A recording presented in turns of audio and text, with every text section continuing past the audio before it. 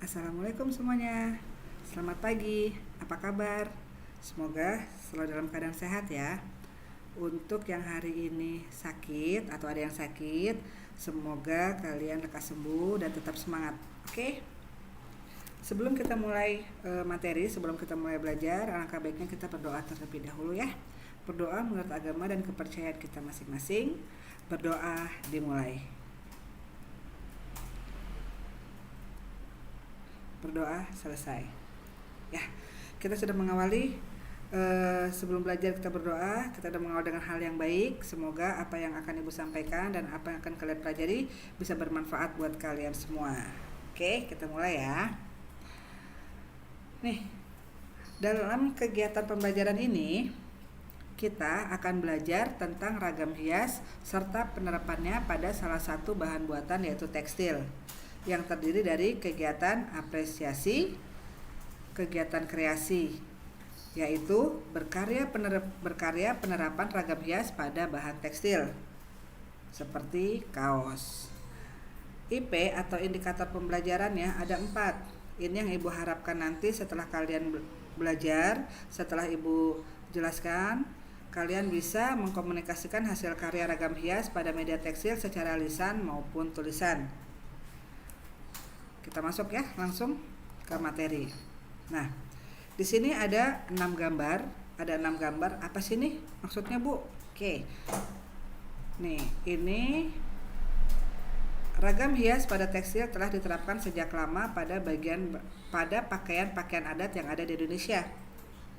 Contohnya ini. Nah, pengertian bahan tekstil. Nah, sebelum kita masuk ke apa sih bahan tekstil, terus kalian ngegambar di bahan tekstil, di kaos, kita pelajari dulu pengertian dari bahan tekstil dan bagian-bagiannya atau macam-macamnya. Nih, penerapan ragam hias motif floral, fauna figuratif dan bentuk imajinasi geometris pada tekstil banyak kita jumpai di berbagai daerah di Indonesia. Teknik pembuatan ragam hias pada media tekstil dapat dilakukan dengan cara membatik, menenun, membordir, menyulam, dan melukis. Ini adalah cara ya, caranya. Oke, sekarang kita masuk jenis bahan tekstil. Jenis bahan tekstil tidak hanya sebatas pada selembar kain, tetapi juga berbagai jenis bahan seperti kain songket, kain tenun, dan kain bordir. Kenapa? Karena setiap daerah memiliki ciri khas, corak, dan ragam hias. Proses pembuatan bahan tekstil dapat dilakukan dengan pola anyaman berupa jalinan antara benang lungsi dan benang pakan yang saling bersilangan. Alat yang digunakan untuk membuat bahan tekstil bisa dilakukan dengan alat tenun tradisional maupun yang modern. Nah, di sini akan ibu tampilkan alat tenun tradisional, ya, masih pakai kayu. Oke, sekarang jenis dan sifat bahan tekstil. Nah, ada yang berasal dari serat alam, serat buatan, dan serat dari bahan galian. Ini adalah jenis ya. Jenis bahan tekstil ada 3. Yang pertama dari serat alam, yang kedua dari serat buatan, dan yang ketiga dari serat bahan galian. Serat bahan alam misalnya, nah contohnya ini ada katun, wol, sutra, itu masuk dalam alam. Kalau serat buatan, dakron, polyester, atau nilon. Sedangkan serat dari bahan galian misalnya ada brokat, lame, dan songket.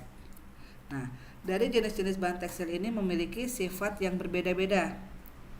Otomatis ya, setiap jenis memiliki sifat yang berbeda. Nah, di sini sudah ibu jelaskan antara sifat katun kayak gimana, wol kayak gimana, sutra, polyester, dan nilon, dan brokat. Sifatnya masing-masing sudah ibu jelaskan di sini. Kalian juga bisa baca ya yang ada di buku. Nah, berikutnya mengenal bahan pewarna tekstil.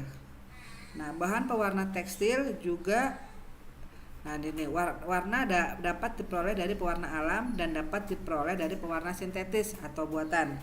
Jadi, pewarna tekstil itu ada 2. Yang pertama dari alam dan yang kedua dari buatan atau pewarna sintetis.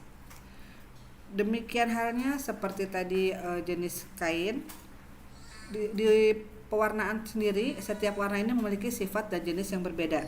Nah, yang pertama, pewarna alam dihasilkan dari ekstrak akar, daun, buah, kulit kayu, bahkan kayunya. Nah, di sini pewarna alam bagi pengrajin sudah cukup dikenal. Biasanya mereka peroleh dari beberapa jenis bagian tumbuhan. Nah, dan pewarna alam pada umumnya warna yang dihasilkan itu tidak begitu cerah, tetapi lembut.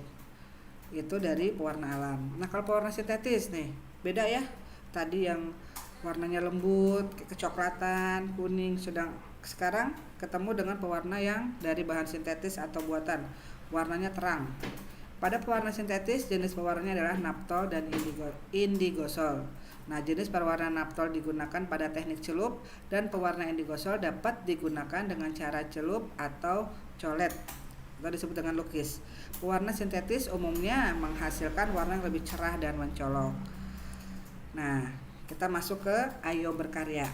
Nah, di sini nanti kalian akan Ibu tugaskan melukis seragam hias pada kaos polos. Ada ya di buku, kalian bisa baca. Nah, bahan-bahannya tuh ini.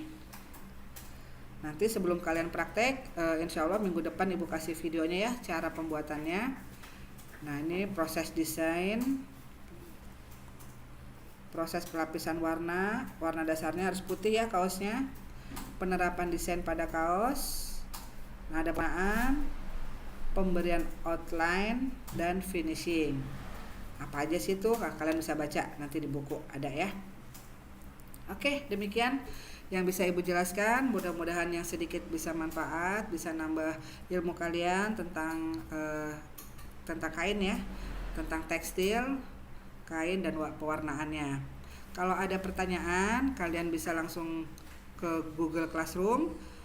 Jangan lupa absen juga. Nanti di Google Classroom akan ada sedikit pertanyaan dari Ibu mengenai materi yang Ibu berikan tadi. Oke, terima kasih. Sampai jumpa di minggu depan. Bye.